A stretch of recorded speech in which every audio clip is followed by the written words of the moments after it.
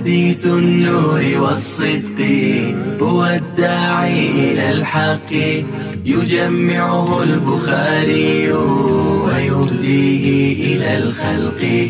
هنا يا أمة الإسلام تجمعنا لخير كلام سبائك للبخاري مخلدة على الأيام. العالمين والعاقبة للمتقين والصلاة والسلام على سيد الأنبياء والمرسلين سيدنا وحبيبنا وحبيب رب العالمين محمد وعلى آله وأصحابه ومن هدى بهديه إلى يوم الدين. حدیث اول انما الاعمال بالنیات. اس حدیث پر ایک عمومی گفتگو کی گئی گزشتہ کل نیت کی اہمیت کو بیان کرتے ہوئے، اس لیے کہ حدیث نیت اسی لیے لائی گئی تاکہ نیت کی اہمیت کو علماء اور طلباء کے سامنے وضاحت کے ساتھ لایا جائے. اب آج حدیث کے ہر جز کو علیحدہ سمجھنے کی کوشش کرتے ہیں. سب سے پہلے حدیث کا لفظ ہے انما، اس کے بعد ہے الاعمال اور اس کے بعد ہے بالنیات. تو پہلے ہم جاننے کی کوشش کرتے ہیں انما کے سلسلے میں. انما کے سلسلے میں عربیت کے اعتبار سے یہ بحث کی جاتی ہے.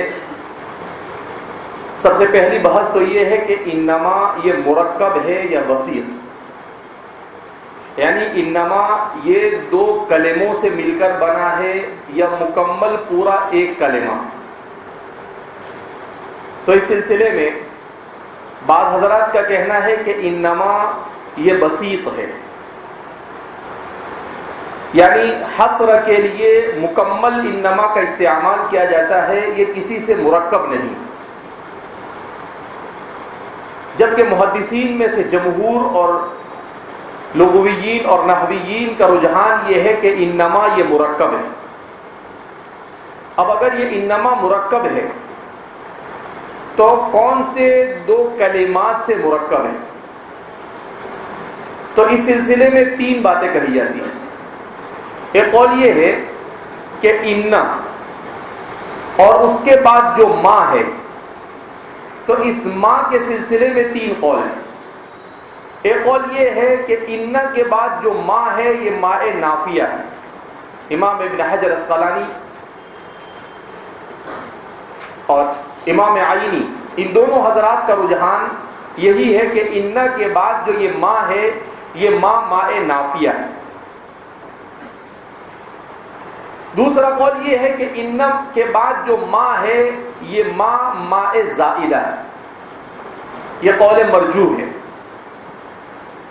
اور تیسرا جو جمہور کا قول ہے وہ یہ ہے، اور نحویین کا رجحان اسی جانب ہے، وہ یہ ہے کہ ان کے بعد جو ما آتا ہے یہ ماء کافہ مکففہ ہوتا ہے.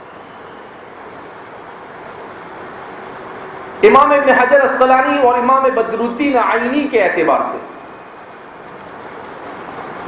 ان کا یہ کہنا ہے کہ ان یہ اس بات کے لیے ہے اور ما یہ نفی کے لیے ہے، اور اس بات اور نفی یہ دونوں مل کر تاکید پیدا ہوتی ہے. تو اس طرح سے ان اثباتیہ اور ما نافیہ ان دونوں کے ملنے سے حصر کا معنی پیدا ہو گیا. البتہ جمہور نحویین کا کہنا یہ ہے کہ اس ما کو نافیہ ماننا درست نہیں، اس لیے کہ وہ یہ کہتے ہیں کہ اس ما کو اگر نافیہ مانا جائے تو ان حرف مشبہ بالفعل اس کا عمل کرنا لازم آئے گا کہ اسے کسی پر عمل کرنا پڑے گا. اب یہ عمل کرے گا تو اسم پر عمل کرے گا، نہ کہ حرف پر عمل کرے گا. تو ما تو اس کا اسم بن نہیں سکتا ہے، لا محالہ اس کا اسم کس کو بنانا پڑے گا؟ الاعمال کو. جبکہ الاعمال کو انما الاعمال بالنیات پڑھا جاتا ہے. انما الاعمال بالنیات کسی نے نہیں پڑھا ہے. اگر اننا کو عامل مانیں گے آپ وہاں پر تو کیا پڑھنا پڑے گا؟ انما الاعمال بالنیات پڑھنا پڑے گا. لہذا انما کے بعد یہ جو ما ہے اس ما کو نافیہ ماننا درست نہیں. ہاں جمہور نحویین کے اعتبار سے اس ما کو ماء کافہ جب مانیں گے تو یہ ما کافہ مکففہ ہو جائے گا. اور ماء کافہ یہ جب کسی عامل اور معمول کے درمیان واقع ہوتا ہے، حائل ہوتا ہے، تو اس صورت میں عامل کو معمول پر اثر انداز ہونے سے روک دیتا ہے. اسی لیے اس کو ماء کافہ کہا جاتا ہے. تو اب یہ عمل نہیں کرے گا. اب جب عمل نہیں کرے گا تو الاعمال یہ خود بخود مبتدا بن جائے گا. تو اس لیے ان کا یہ کہنا ہے کہ اس ماء نے انا کو اپنے اسم پر عمل کرنے سے روکا ہے. اس سے یہ ثابت ہوا کہ یہ ماء کافہ مکففہ ہے، نہ کہ ماء نافیہ یا ماء زائدہ. اگر ماء زائدہ بھی مانے تو اس صورت میں بھی انا کو عمل دینا پڑے گا. تو حالانکہ انا کو عمل نہیں دیا جا رہا ہے، اس لیے کہ کسی نے بھی ترکیب میں اسے انما الاعمال بالنیات پڑھا ہی نہیں ہے. تو لہذا اس بنا پر اس انا کو دو چیزیں یہاں پر سمجھ لینی چاہیے. ایک تو یہ کہ یہ انا بسیط نہیں مرکب ہے، اور دوسرا یہ سمجھنا چاہیے کہ یہ انا کے بعد جو ما ہے یہ ماء کافہ مکففہ ہے راجح قول کے مطابق. اور مرجوح قول کے مطابق یا تو یہ ماء زائدہ ہوگا یا پھر ماء نافیہ ہوگا. اب انما، تو یہ انما جب یہ داخل ہوتا ہے کسی بھی جملے پر تو اس میں حصر کا معنی پیدا کرتا ہے. کون سا معنی پیدا کرتا ہے؟ حصر. اب یہ انما معنی حصر کے لیے حقیقتاً وضع کیا گیا ہے یا مجازاً؟ تو بعض حضرات کا کہنا ہے کہ انما یہ معنی حصر کے لیے حقیقتاً وضع کیا گیا، اور بعض کا کہنا ہے کہ نہیں، مجازاً یہ حصر کے معنی میں مستعمل ہے. لیکن قول اول راجح ہے، اس لیے کہ مکمل طور پر ہر جگہ پر انما کو حصر ہی کے لیے بولا جاتا ہے. اس کا مطلب یہ ہے کہ اس کی وضع اول ہی حصر کے لیے ہوئی ہے. تو یہ ہوا انما کے سلسلے میں بات. اس کے بعد دوسرا لفظ ہے الاعمال. الاعمال یہ جمع ہے عملون کی. عمل کس کو کہتے ہیں؟ تو عمل کی تعریف دو طرح سے کی گئی. امام راغب اصفہانی یہ عمل کی تعریف کرتے ہیں کسی شخص کا قصد اور ارادے سے کسی کام کو انجام دینا. صدور الفعل بالقصد والنیت والارادتی. تو کسی کا اپنے ارادے سے کسی کام کو کرنا، اسے کہا جاتا ہے عمل. دوسری تعریف بعض حضرات نے یہ کی ہے کہ عمل کہتے ہیں کسی عمل کو ارادے سے انجام دینا، چاہے وہ قلب سے ہو چاہے وہ جوارح سے ہو. چاہے وہ قلب سے ہو چاہے وہ جوارح سے ہو. البتہ عمل کا استعمال جوارح سے بالقصد کسی کام کے کرنے پر کثیر الاستعمال ہے. کیا مطلب؟ کہ دل سے تو کام کیا نہیں جاتا ہے، دل سے تو کام سوچا جاتا ہے. تو بعض حضرات نے دل سے کسی کام کے سوچنے کو بھی عمل کہا. یہ دوسری نیت کے اعتبار سے، دوسری تعریف کے اعتبار سے. لیکن وہ بھی آخر میں یہ کہتے ہیں البتہ اس کا اکثر استعمال کہ آدمی اپنے اختیار سے کسی کام کو کرے. اس لیے کہ اللہ کی دو قسم کی مخلوق ہے، ایک ہے حضرت انسان اور ایک ہے غیر انسان. انسان سے جو عمل صادر ہوتے ہیں وہ بھی دو طرح کے ہیں، ایک ہوتے ہیں اختیاری اور ایک ہوتے ہیں غیر اختیاری. اور جانور سے جو عمل صادر ہوتے ہیں چونکہ اس کی صلاحیت انسان کی طرح سوچنے کی نہیں، لہذا اس بنا پر وہ جو بھی کرتے ہیں اختیار سے نہیں کرتے ہیں۔ اگر مان لیا جاوے اختیار کو بھی تو ان کا اختیار معمولی ہوتا ہے۔ جیسے کوئی کہے کہ ہم تو دیکھتے ہیں بہت سارے جانوروں کو کہ وہ جیسے انسان کرتب کرتا ہے، کچھ کرتا ہے، ویسے وہ بھی کرتے ہیں، تو وہ دیکھا دیکھی سیکھ لیتا ہے، مگر اسے کچھ عطا پتہ نہیں ہوتا ہے یہ کیا ہے۔ جیسے طوطا، اس کو سورہ فاتحہ سکھا دو، سبحان اللہ الحمدللہ سکھا دو تو وہ پڑھے گا، مگر اس سے نہیں معلوم کہ سبحان اللہ کیا ہے، اسے نہیں معلوم کہ سورہ فاتحہ کیا ہے۔ اسی طریقے سے غیر انسان جو بھی عمل کرتا ہے اس میں اس کی نیت اور ارادے کا دخل نہیں ہوتا ہے، وہ یا تو دیکھا دیکھی کرے گا یا ایسے ہی انجان میں کوئی بھی کام کیا کر دے گا، وہ کر دے گا، لیکن اس میں قصد اور ارادہ نہیں ہوا کرتا ہے۔ اسی لیے جب اس عمل کو بیان کیا گیا تو پھر یہاں پر ایک مستقل بحث آتی ہے کہ فعل اور عمل میں کیا فرق ہے، ما الفرق بین الفعل والعمل۔ تو بعض حضرات نے اس کے فروق کو بیان کیا۔ بعض حضرات تو یہ کہتے ہیں کہ فعل اور عمل مترادف ہے، کوئی فرق نہیں۔ البتہ جمہور کا یہ کہنا ہے کہ فعل اور عمل ان دونوں میں فرق ہے اور متعدد فروق ہے۔ کہا سب سے پہلا فرق تو یہ ہے کہ فعل یہ عام ہے اور عمل یہ خاص ہے۔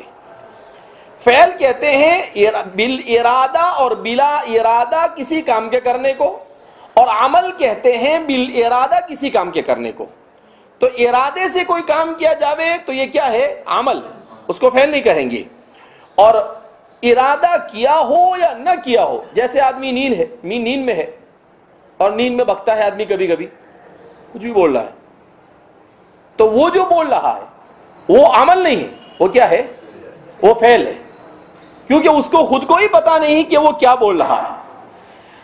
تو فرماتے ہیں اسی طریقے سے ہوتا ہے نا، بعض لوگ ایسے ہوتے ہیں کہ نیند میں اٹھتے ہیں اور چلنا شروع کر دیتے ہیں، کچھ پتا ہوتا نہیں، کوئی دیکھتا ہے تو پھر پکڑ کے لا کے اس کو کیا کرتا ہے، سلاتا ہے کہ ارے بھیا کہاں آنکھیں بند کر کے تشریف لے جا رہے ہیں۔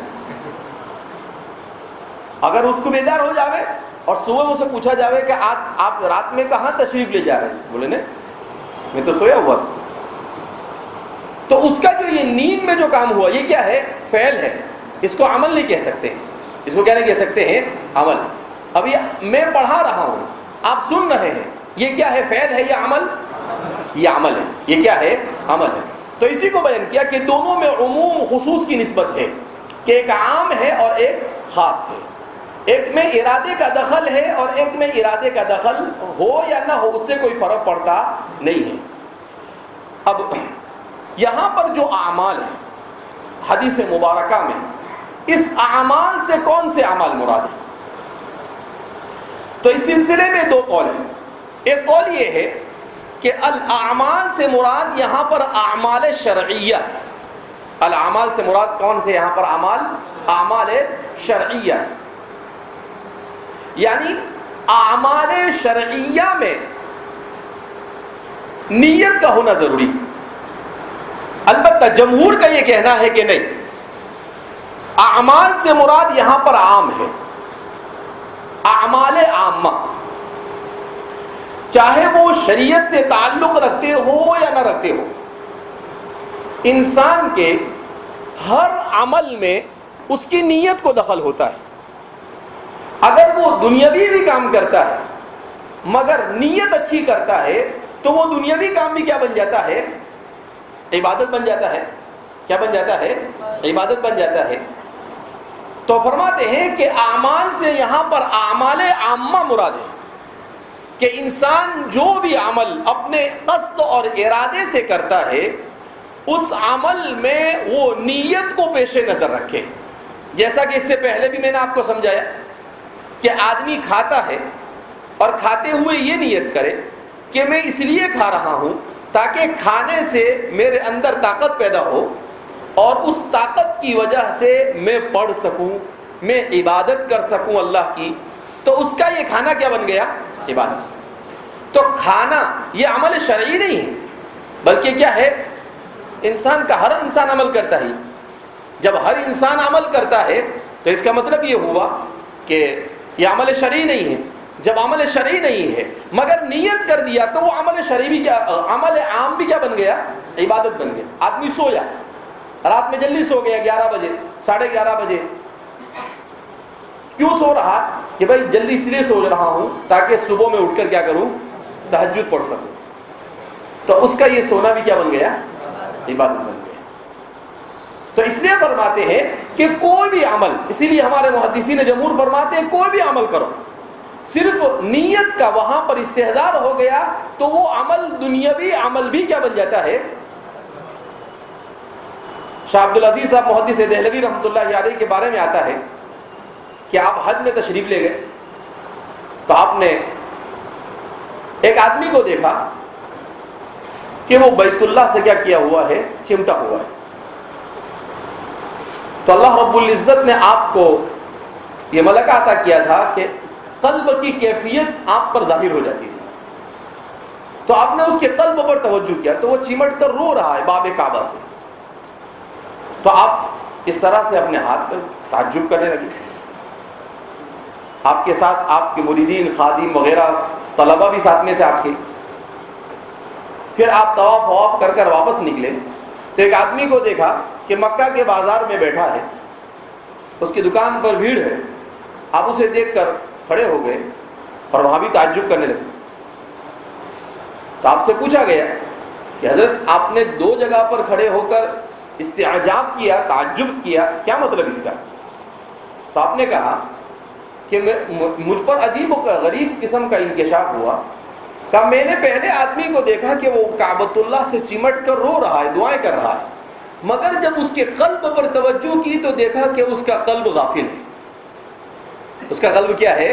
غافل ہے. وہ رو رہا ہے، دعا بھی کر رہا ہے، مگر اس کا دل یہاں نہیں کہیں اور گھوم رہا ہے. اور کہا دوسرے آدمی کو میں نے دیکھا کہ وہ بازار میں ہے، بھیڑ لگی ہوئی ہے، وہ تجارت کر رہا ہے، مگر میں نے دیکھا کہ اس کا قلب ذکر اللہ میں مشغول ہے. اس کا قلب کس میں مشغول ہے؟ ذکر اللہ میں مشغول ہے. اسی لیے جو بعض حضرات نے کہا نا کہ قلب کا عمل یہ بھی عمل ہے، وہ اسی طرح کی چیزوں کو سامنے رکھ کر انہوں نے کہا کہ صرف جوارح سے عمل نہیں ہوتا ہے بلکہ قلب سے بھی کیا ہوتا ہے؟ عمل. اسی لیے نبی کریم صلی اللہ علیہ وسلم نے بھی ارشاد فرمایا تنام عینایا ولا ینام قلبی، کہ میری آنکھیں تو سو جاتی ہے مگر میرا دل سوتا نہیں ہے. حضرات انبیاء کرام علیہ الصلوۃ والسلام کی زندگی کا کوئی لمحہ ذکر اللہ سے غافل نہیں ہوتا ہے. تو فرماتے ہیں کہ جب وہ سو جاتے ہیں تو آنکھیں سوتی ہیں مگر ان کا دل اللہ کی ذکر میں کیا ہوتا ہے؟ مشغول ہوتا ہے. بہرحال تو یہاں پر اعمال سے اعمال عامہ مراد ہے. اب جب اعمال عامہ مراد ہے تو ان اعمال عامہ میں اعمال الکفار والمسلمین دونوں شامل ہے یا نہیں؟ تو احناف اور محدثین کی بڑی جماعت کے نزدیک اس میں اعمال المسلمین صرف شامل ہے، اعمال الکفار یہ شامل نہیں. کیوں؟ اس لیے کہ جب کافر نے کلمہ نہیں پڑھا، اللہ کی اطاعت اور اس کی عبادت کے لیے تیار نہیں ہوا تو حکم شرعی اس کی طرف متوجہ نہیں ہوا. جب حکم شرعی اس کی طرف متوجہ نہیں ہوا تو وہ اعمال کا مکلف نہیں ہوا، وہ اعمال کا مکلف نہیں ہوا. اب اسے جو سزا ہوگی آخرت میں وہ اس کے کفر کی وجہ سے ہوگی. اس نے نماز نہیں پڑھی اس کی وجہ سے نہیں ہوگی. مسلمان نماز چھوڑے گا تو نماز چھوڑنے پر اس کو سزا ہوگی، مگر اس کو جو سزا ہوگی وہ کس پر ہوگی؟ کفر اور شرک پر ہوگی، الحاد پر ہوگی. کیوں؟ اس لیے کہ کفر اور شرک، الحاد یہ ہی اتنے بڑے گناہ ہے کہ اس کی ہی سزا پوری نہیں ہوگی تو اعمال اگر اس کو مکلف مانا جائے تو اس کا تو نمبر ہی نہیں آئے گا.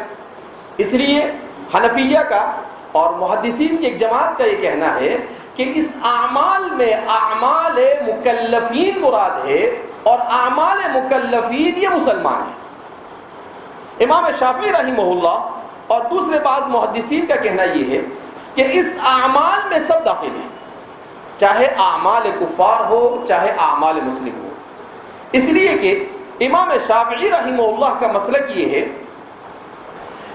کہ خطاب شرعی یہ جیسے ہر نماز کے وقت مسلمان کی طرف متوجہ ہوتا ہے، ایسے ہی کافر کی طرف اور مشرک اور غیر مسلم کی طرف بھی متوجہ ہوتا ہے، تو وہ بھی اس کا مکلف ہوتا ہے.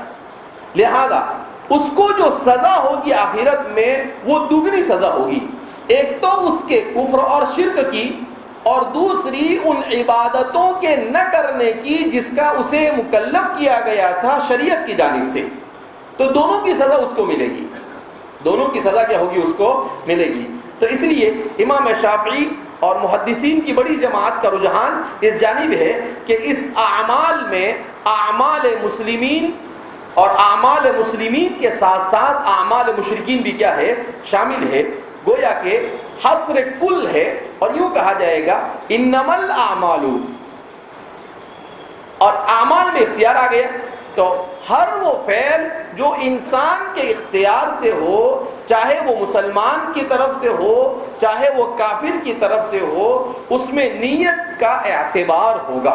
امام شافعی رحمہ اللہ کے مسلک کے اعتبار سے اور احناف کے مسلک کے اعتبار سے اعمال مکلفین کا مدار نیت پر ہے، اور مکلفین میں صرف مسلمان شامل ہے.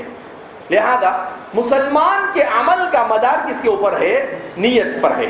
تو گویا کہ امام شافعی رحمہ اللہ کے یہاں پر عموم ہے، محدثین کی بڑی جماعت کا رجحان اسی جانب ہے، اور احناف اور بعض محدثین کا رجحان اس جانب ہے کہ نہیں، اس میں صرف اعمال سے اعمال مسلمین ہی کیا ہے؟ مراد ہے. انما الاعمال بالنیات، اعمال کا دار و مدار کس سے ہے؟ نیت سے. تو اعمال کا دار و مدار نیت پر ہے. تو سب سے پہلی بحث یہاں پر جو با ہے، یہ کون سا با ہے؟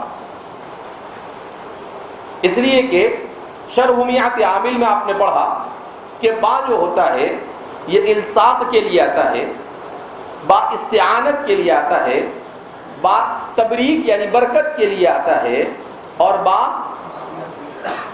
مصاحبت کے لیے آتا ہے، اور با بائے زائدہ ہوتا ہے. اب ان میں سے یہاں پر کون سا؟ اس کے بعد دوسری بحث یہ آتی ہے کہ یہ با اپنے معنی حقیقی میں ہے یا معنی مجازی میں. تو بعض حضرات کا کہنا یہ ہے کہ یہ جو با ہے یہ باء الصاق ہے. کون سا با ہے؟ باء.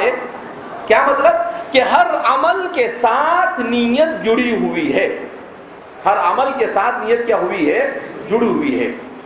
بعض کا کہنا ہے کہ نہیں، یہ با مصاحبت کے لیے ہے، کہ عمل کی مصاحبت میں نیت ہے، عمل کی مصاحبت میں نیت ہے. البتہ الصاق کی طرف رجحان لوگوں کا کیا ہے؟ زیادہ ہے. تو اس کو اس کے معنی حقیقی پر محمول کیا. بعض حضرات کا کہنا یہ ہے کہ نہیں، یہ با یہ اعلیٰ کے معنی میں ہے، یہ با کس کے معنی میں ہے؟ اعلیٰ کے معنی میں ہے. تو اس صورت میں کیا ہوگا اس کا معنی؟ کہ اعمال اسی وقت درست ہوں گے جبکہ نیتیں درست ہوگی. اعمال اسی وقت درست ہوں گے جبکہ نیتیں کیا ہوگی؟ درست ہوگی. اگر نیت درست نہیں تو اعمال یہ بھی درست ہو سکتے نہیں. اس کے بعد کا لفظ ہے النیات. النیات یہ جمع ہے نیتن کی. النیات کس کی جمع ہے؟ نیتن کی. نیتن یہ بنا ہے نوا ینوی نون و نیتن. چونکہ عربی زبان میں حروف علت واو الف یا یہ جہاں پر کلمے میں آتے ہیں تو کلمے میں کوہرام مچاتے ہیں. یہ کیا مچاتے ہیں؟ کلمے. کیوں؟ اس لیے کہ آپ نے علم الصرف کے اخیرین میں پڑھا، علم الصیغہ میں پڑھا کہ جب یہ آتے ہیں تو یہ آنے کے بعد اگر یہ متحرک ہو تو بھی مسئلہ، اگر یہ ساکن ہو تو بھی مسئلہ، اگر یہ دو جمع ہو جاوے تو بھی مسئلہ. یعنی ایسا نہیں ہے کہ یہ آوے اور مسئلہ نہ ہو. اسی لیے اس کا نام ہی رکھ دیا حروف علت. اس کا نام کیا رکھ دیا؟ علت کے معنی کیا آتے ہیں؟ بیمار. کہا یہ آتے ہیں کلمے میں، خود تو بیمار ہے کلمے کو بھی بیمار بنا دیتے ہیں. کلمے کو کیا بنا دیتے ہیں؟ بیمار بنا دیتے ہیں. تو اب یہ اصل اس کا جو اصل مادہ ہے وہ ہے نوا. اس کا اصل مادہ کیا ہے؟ نون، واو اور الف مقصورہ. یا کا مطلب کیا ہے؟ الف مقصورہ. تو یہ اس کا اصل مادہ ہے نوا. اسی سے یہ بنتا ہے نیتن. کیا بنتا ہے یہ؟ نیتن. تو فرماتے ہیں کہ نیتن یہ نوا سے بنا ہے، اور نوا یہ بنا ہے نواتن سے. نوا کس سے بنا ہے؟ نواتن سے. نواتن کے معنی کیا آتے ہیں؟ کھجور کی گٹلی. کھجور کی گٹلی کیا مطلب؟ کھجور کا درخت کب اگتا ہے؟ جب کیا ڈالی جاتی ہے؟ گٹلی ڈالی جاتی ہے. تو فرماتے ہیں اعمال بھی چھوٹا اور بڑا کب ہوتا ہے؟ جیسی گٹلی ہوتی ہے ویسے، یعنی جیسی نیت ہوتی ہے ویسے. جیسی کیا ہوتی ہے؟ نیت. تو فرماتے ہیں کہ جیسے درخت اس کا مدار ہے کس کے اوپر؟ گٹلی پر. اسی طریقے سے عمل اس کا مدار کس پر ہوتا ہے؟ نیت پر. عمل اس کا مدار کس پر ہوتا ہے؟ نیت پر. تو اس لیے فرماتے ہیں کہ اس کو نواتن سے کیا کر لیا گیا؟ اٹھا لیا گیا کہ ایک چھوٹی سی گٹلی اتنے بڑے درخت کو کھڑا کر سکتی ہے. اسی طریقے سے انسان کی چھوٹی سی نیت کی اصلاح یہ چھوٹے سے چھوٹے عمل کو کیا بنا سکتی ہے؟ بڑا بنا سکتی ہے. کیا بنا سکتی ہے؟ بڑا بنا سکتی ہے. جیسے مشہور ہے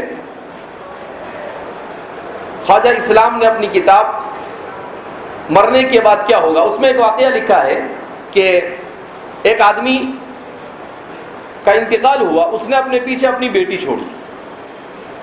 اب اس بیٹی کی صحیح تربیت نہیں ہو سکی تو بیٹی اوباش اور آوارہ قسم کی ہو گئی. تو جب اس آدمی کا انتقال ہو گیا تو ان کے ایک دوست تھے بزرگ، انہوں نے ان کو خواب میں دیکھا تو ان کی حالت اچھی نہیں قبر میں. تو کہا کہ قبرستان میں دوسرے لوگوں کی حالت ٹھیک ٹھاک ہے لیکن آپ کی حالت اچھی نہیں، اس کی وجہ کیا؟ تو کہا کہ ان کو ایصال ثواب کرنے والے لوگ ہیں اور میرا کوئی ایصال ثواب کرنے والا نہیں. تو وہ بزرگ فرماتے ہیں کہ آپ کی بیٹی تو ہے. کہا وہ بیٹی ہے مگر وہ کبھی ایصال ثواب ہی نہیں کرتی ہے. تو یہ بزرگ اس کو ڈھونڈتے ہوئے نکلے کہ بھئی چلو جا کر اسے کہے کہ بھئی آپ کے والد کو آپ کی طرف سے کچھ بھیجنے کی کیا ہے؟ ضرورت ہے. آپ بھی ان کے لیے کچھ صدقہ خیرات یا کچھ نہ کچھ پڑھ کر بخشا کرو. تو پتہ چلا کہ وہ تو اپنے دوستوں کے ساتھ گھومنے کے لیے نکلی ہے. تو اس کو ڈھونڈتے ہوئے وہ نکلے تو انہوں نے دیکھا کہ وہ عورت ایک جگہ پر ہے ندی کے کنارے پر. تو اس کو کہا کہ بھائی ایسا ایسا میں نے خواب دیکھا، لہذا آپ کو اپنے والد کے لیے کیا کرنا چاہیے؟ صدقہ کرنا چاہیے. تو کہتے ہیں کہ اس نے کیا کیا، چلو پر پانی بڑھا اور اس کو اٹھا کر پھینک دیا خشک زمین کے اوپر اور کہا لو یہ میں نے اس کے لیے اپنے باپ کے لیے کیا کر دیا؟ صدقہ کر دیا. ان کو اور تکلیف ہوئی کہ بھائی میں تو اس کو اچھا کہنے کے لیے آیا، اس نے ایسا اس کا ری ایکشن دیا. تو فرماتے ہیں پھر وہ دوسرے دن پھر ان کو خواب آیا. تو اس خواب میں دیکھا کہ اس آدمی کی حالت بہت اچھی ہے. تو انہوں نے پوچھا کہ بھائی کیا؟ تو کہا کہ وہ آپ گئے تھے، آپ نے کہا اور اس نے صدقہ کیا تو اس کی وجہ سے میری حالت میں سدھار آیا.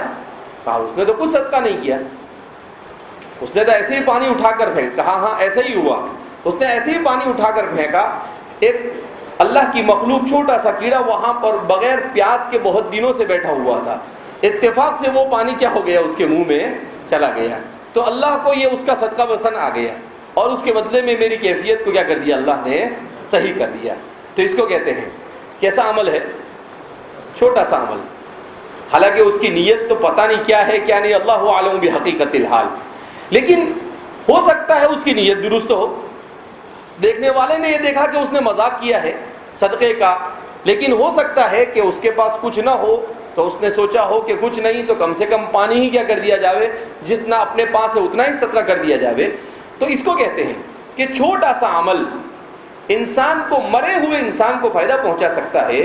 تو چھوٹی سی نیت انسان، زندہ انسان کو کتنا فائدہ پہنچا سکتی ہوگی. تو اس لیے فرما رہے ہیں کہ نیت کو اسی طریقے سے کس سے لیا گیا ہے؟ نواتن سے. کس سے لیا گیا ہے؟ نواتن سے. کہ آپ گٹلی کو معمولی سمجھتے ہیں مگر وہی گٹلی بڑے سے کیا کھجور کے درخت کو اگاتی ہے اور دسیوں سال تک اس پر کھجور کیا ہوتی رہتی ہے؟ لگتی رہتی ہے. کہ اسی طریقے سے معمولی سی نیت سے اگر تم کوئی چھوٹا عمل کرو گے ہو سکتا ہے وہ عمل ہی آپ کے لیے آخرت میں نجات کا کیا بن جاوے، باعث بن جاوے. جیسے حدیث پاک کا وہ واقعہ مشہور ہے کہ ایک ایسی عورت جو بدکار عورت تھی، اس نے ایک کتے کو کیا پلایا، پانی پلایا، اور وہی واقعہ اس کے لیے کیا بن گیا، باعث نجات بن گیا، اس کی نجات کا باعث بن گیا. تو اس لیے فرماتے ہیں کہ یہ سب کے سب کمال کس کا ہے، نیت کا. یہ سب کمال کس کا ہے، نیت کا. بن نیاتی. اب سوال پیدا ہوتا ہے کہ یہاں پر دونوں کو جمع لایا گیا، الاعمال کو بھی جمع لایا گیا اور النیات کو بھی جمع لایا گیا. دونوں کو کیوں جمع لایا گیا؟ تو فرماتے ہیں کہ دونوں کو جمع لانے کی وجہ یہ کہ انسان سے صادر ہونے والے اعمال بھی بکثرت ہے، اور جب اعمال بکثرت ہے تو نیتیں بھی بکثرت ہوگی. تو دونوں اتنی کثرت کے ساتھ ہے کہ اگر واحد کے ساتھ لایا جاتا یا صرف مصدر کے ساتھ لایا جاتا تو یہ اپنا صحیح مفہوم اور معنی نہیں دے سکتے تھے. تو اس وجہ سے دونوں کو جمع لایا گیا. اسی لیے انسان 2 رکعت نماز پڑھتا ہے کہ بھئی رات میں سوتے ہوئے نماز پڑھی 2 رکعت، اور اس نے نیت کی کہ اللہ یہ 2 رکعت ہے صلاۃ التوبہ، توبہ کی نیت ہو گئی. اے اللہ یہ 2 رکعت ہے، تو نے دن بھر میں جو نعمتیں دی اس کا شکر، تو صلاۃ التوبہ بھی ہو گئی، صلاۃ الشکر بھی ہوئی، نماز ہو گئی. اس کے بعد اس نے نیت کی کہ اے اللہ صلاۃ الحاجہ، آئندہ کل اچھا دن میرا جاوے، تو وہ 2 رکعت کیا ہو گئی، صلاۃ الحاجہ. اس نے نیت کی ہے کہ اللہ میں تہجد کے لیے اٹھنا چاہتا ہوں، لیکن اگر آنکھ نہ کھلی تو یہی 2 رکعت کیا بن جائے، تہجد بن جاوے. تو کیا بن گئی، وہی تہجد. اس نے نیت کی اس 2 رکعت میں کہ اللہ فنا فنا کام کا استخارہ، تو وہی 2 رکعت کیا بن گئی، استخارہ بن گئی. اب وہ جتنی نیت کرے گا اتنا ثواب اس کو ملتا چلا جائے گا. ایک ہی نماز میں نوافل میں مستقل طور پر امام ابن نجیم نے اپنی کتاب الاشباح والنظائر جو افتاء میں پڑھائی جاتی ہے، چند سالوں تک میں نے پڑھائی اس میں مستقل اس پر کلام کیا ہے کہ احناف کے یہاں پر فرض نماز میں تو تعدد نیت درست نہیں، مگر نفل نماز میں تعدد نیت یہ کیا ہے، درست ہے. کہ فرض نماز آپ پڑھیں ظہر کی نماز، اور اسی میں آپ نیت کر لیں کہ وہ جو کل کی میری قضا ہے وہ بھی، تو کہا وہ نہیں چلے گا. تداخل نیت فرائض میں جائز نہیں. ہاں تداخل نیت یہ کس میں جائز ہے، نوافل میں جائز ہے. ہاں آپ ظہر کی نماز سنت پڑھتے رہتے ہیں، ایک دن آپ مسجد میں آئے اور اتفاق سے جماعت کھڑی ہو گئی اور آپ سنت نہیں پڑھ پا رہے ہیں، تو اگر آپ اس کی نیت کر لیں نماز کے ساتھ تو فرماتے ہیں کہ اللہ ثواب دے دے گا. وہ خزائنہ لا تنفد، اللہ کے خزانے میں کوئی کمی نہیں. ایسے ہی آدمی کیا کہتے ہیں، تحیت المسجد کا عادی ہے، تحیت الوضو کا عادی ہے، مگر کسی دن آیا مسجد میں تو دیکھا کہ نماز کے لیے 3-4 منٹ ہی بچے ہوئے ہیں، الگ سے تحیت المسجد پڑھنے جاؤں گا تو سنت نہیں پڑھ سکتا ہوں، تو اب سنت پڑھا اور اسی سنت میں تحیت الوضو اور تحیت المسجد دونوں کی کیا کر لیا، نیت کر لیا، تو سنت بھی ادا ہو گئی، تحیت الوضو بھی ادا ہو گئی اور تحیت المسجد بھی ادا ہو گئی. 2 in 1 نہیں، 3 in 1. اور اگر رات میں 8-10 نیت کر لے تو 10 in 1. ایک نماز پڑھو اور کتنی کا ثواب لو. اب سوال پیدا ہو کہ یہ ایسا کیسے ہو سکتا ہے؟ اللہ کے خزان میں کوئی کمی نہیں. اللہ کو مجھے اور آپ کو اجر دینے کے لیے کوئی فیکٹری نہیں بنانی پڑتی ہے کہ فیکٹری میں آپ کے لیے ثواب بنائے گا اور پھر دے گا. اس کے یہاں پر تو کیا ہے، انما امرہ اذا اراد شیئا ان یقول له کن فیکن. وہ کسی بھی چیز کو کہتا ہے ہو جاتا، وہ ہو جاتی ہے. اسی لیے تو آتا ہے کہ سب سے ادنا جنتی کو جنت میں کتنی جنت دی جائے گی، اس دنیا کے برابر، بلکہ اس دنیا کے 70 دنیا کے برابر. کتنی دنیا کے برابر؟ یعنی جو ہم دنیا میں رہتے ہیں زمین، ایسی کتنی 70. وہ کس کو دی جائے گی؟ ادنا جنت. کس کو دی جائے گی؟ ادنا جنتی کو. تو اللہ کے خزانے میں کوئی کمی نہیں. ایک انسان کا کمال کہ انسان نیت کے ذریعے سے اپنے اللہ کے خزانے سے کتنے اعمال کو اپنے اعمال نامے میں کھینچنے میں کامیاب ہوتا ہے. نیت کے ذریعے سے اللہ کے خزانے سے کتنے ثواب کو اور کتنے اجر کو اپنے اعمال نامے میں کھینچنے میں تیار ہوتا ہے. یہ انسان کا کمال ہے. اور یہ سب کس سے ہوتا ہے؟ یہ سب نیت کا کھیل ہے. کس کا کھیل ہے؟ نیت کا کھیل ہے. اتنا انسان اتنے ثواب کما سکتا ہے صرف اپنی نیتوں کے اندر استحضار کرنا شروع کر دے. ایک ہی کام کرے, اس ایک کام میں وہ 10 نیتوں کو کر لے تو وہ سارے کے سارے اجر و ثواب اس کے ہوتے رہیں گے, ملتے رہیں گے. جیسے آپ پڑھ رہے ہیں, آپ نے نیت کی کہ اللہ میں اس لیے پڑھ رہا ہوں تاکہ پڑھنے کے بعد میں خود عمل کر سکوں, تو اس کا ثواب ملے گا آپ کو. آپ نے نیت کی کہ اللہ میں اس لیے پڑھ رہا ہوں تاکہ پڑھنے کے بعد جو کچھ سیکھوں دوسروں تک بھی پہنچاؤں, تو دوسروں کو دعوت دینا, اس کا بھی آپ کو ثواب مل گیا. آپ نے نیت کی کہ اللہ میں اس لیے پڑھ رہا ہوں کہ میں اگر نیک صالح بنوں گا پڑھ کر تو اے اللہ میری برکت سے میری اولاد اور میری ذریت بھی کیا ہوگی, نیک صالح ہوگی, تو اس کا بھی اجر و ثواب آپ کو مل گیا. تو آپ کے اوپر ہے کہ آپ کتنی نیتیں کرتے ہیں. اے اللہ اصل مقصد تو تجھے راضی کرنا ہے, تجھے راضی کرنے کے لیے میں پڑھنے کے لیے آیا ہوں, تو جتنی نیتیں کرتا جائے گا بندہ اتنا اس کے اعمال نامے میں نیتوں کی وجہ سے ثواب کھینچتا کیا ہو جائے گا, چلا جائے گا. اور یہ سب آٹومیٹک سسٹم ہے اللہ کے یہاں. ایسا نہیں کہ اس کے لیے اللہ رب العزت کو کسی الگ سے ثواب کے لیے الگ سے کسی کو مکلف کرنا پڑتا ہے, نہیں. اب جب انسان آٹومیٹک مشین بنا سکتا ہے تو اللہ کے لیے نظام کو آٹومیٹک بنانا کوئی مشکل کام ہے, کوئی مشکل کام نہیں. تو فرما رہے ہیں انما الاعمال بالنیات, کہ اعمال کا دار و مدار کس پر ہے, نیت پر ہے. لہذا اس بنا پر امام بخاری نے اس حدیث کو اتنی اہمیت کے ساتھ اپنی کتاب میں جگہ دی, اور اسی لیے حدیث کے ایک ایک جز کو الگ الگ کر کر کیا جا رہا ہے, بیان کیا جا رہا ہے. وَإِنَّمَا لِامْرِئٍ مَّا نَوَىٰ, وَإِنَّمَا لِامْرِئٍ مَّا نَوَىٰ. اب یہ دوسرا جملہ حدیث کا شروع ہوتا ہے تو یہاں پر بھی انما آیا, تو اس انما کے سلسلے میں تو جیسا کہ اوپر بحث ہو چکی ہے, جو چیزیں اس انما کے بارے میں کہی گئی وہی ساری چیزیں اس انما کے بارے میں بھی کیا ہو جائے گی, بیان ہو جائے گی. کہ وہاں پر انا کو مرکب ہے یا بسیط ہے, اگر مرکب ہے تو ما کون سا ہے, ما نافیہ ہے یا ما زائدہ ہے یا ما کافہ مکففہ ہے. وَإِنَّمَا لِامْرِئٍ مَّا نَوَىٰ. تو اب فرماتے ہیں کہ امرؤن کیا ہے, امرؤن. تو امرؤن یہ کس کو کہا جاتا ہے, امرؤن کس کو کہتے ہیں, یہ کس سے بنا ہے؟ امرؤن یہ بنا ہے امرن سے. یہ کس سے بنا ہے؟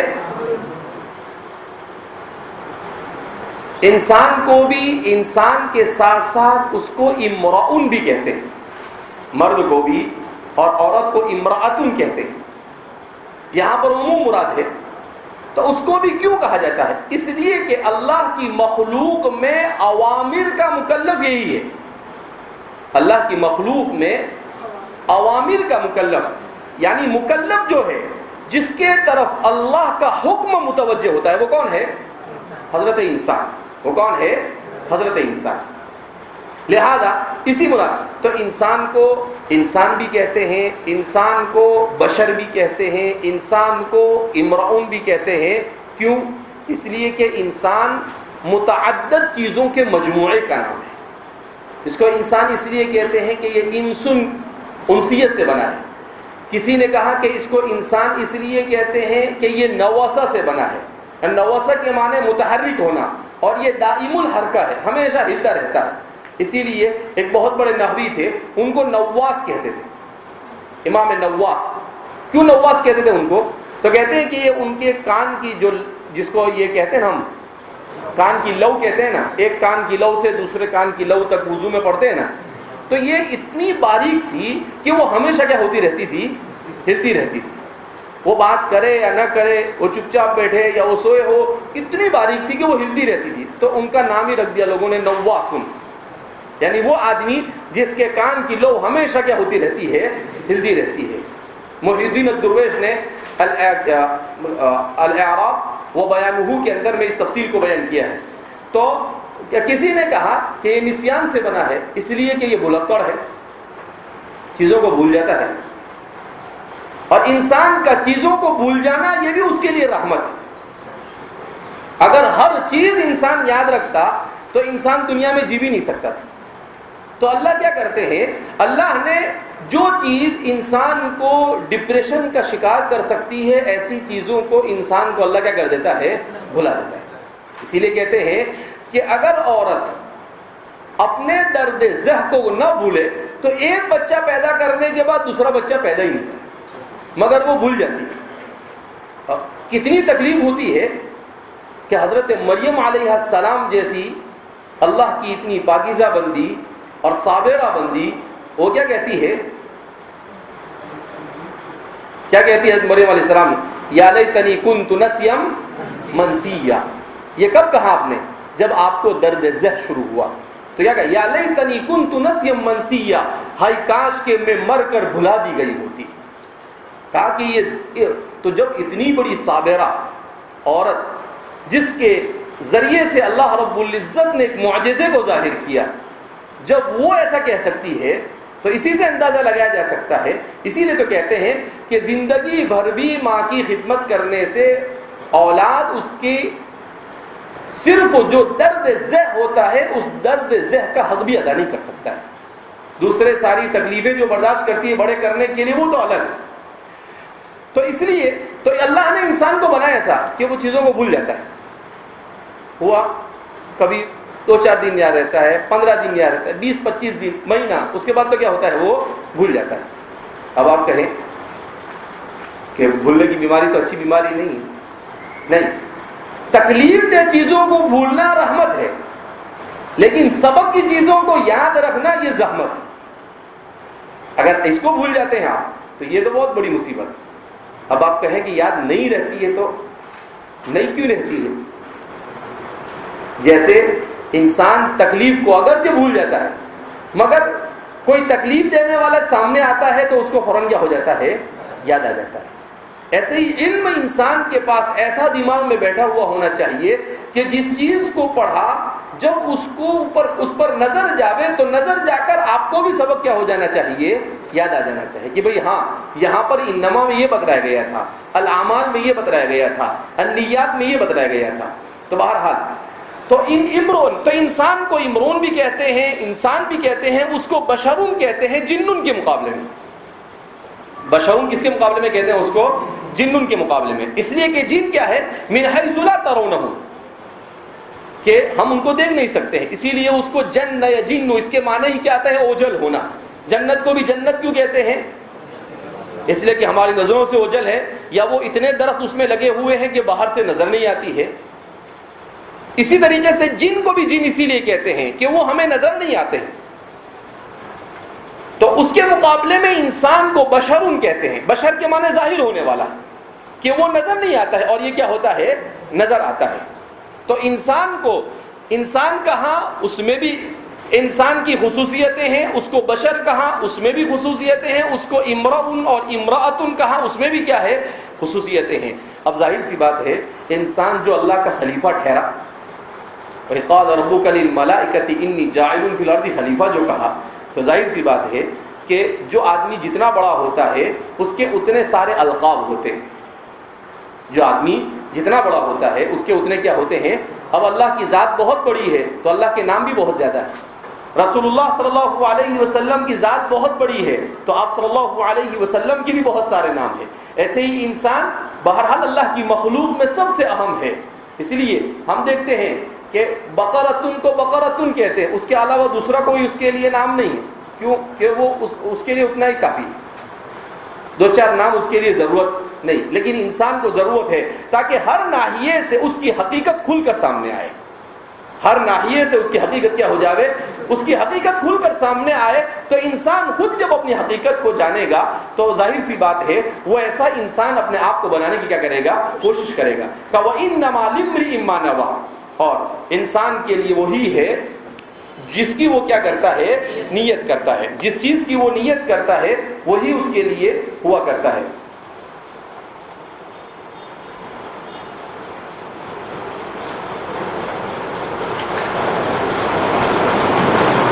چرند پرند یہ اللہ کی، کل ہی تو کہا تھا میں نے سبق میں، طالب علم نے سوال کیا کہ چرند پرند وغیرہ اللہ کی مخلوق ہے، یہ تسبیح کرتی ہے، تو پھر طوطے کو اللہ سکھاتے ہیں وہ کیوں نہیں سمجھتا؟